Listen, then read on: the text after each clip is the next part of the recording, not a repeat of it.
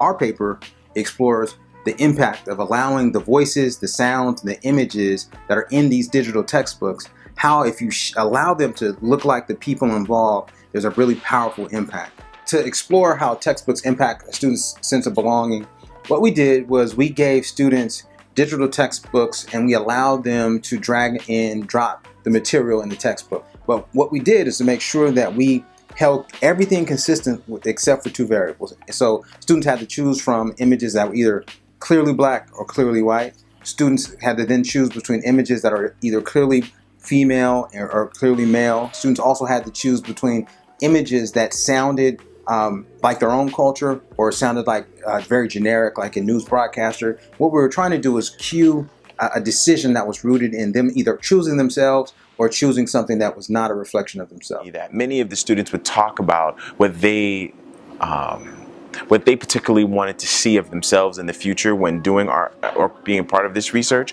So we had one student say, I made this selection because he looks like what I want to be in the future. I made this selection because this character looks like he's in college and that's where I want to be. And this was all being generated by students who were just given an opportunity to share, an opportunity to be a part of the designing of the curriculum.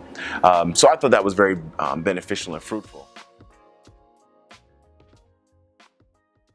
Our study proved empirically that when we give students options to pick images that best represent science, that they often want to pick images that reflect themselves. The powerful meaning of this particular project is that it has the potential to allow students to see themselves as connected to the scientific discipline. So if textbooks are now designed to sell, if we use and are careful about allowing our textbooks to represent the students, and students don't have to ask themselves, am I a part of science? Is science for me? It's obvious because the textbooks provide an image of their own culture and community.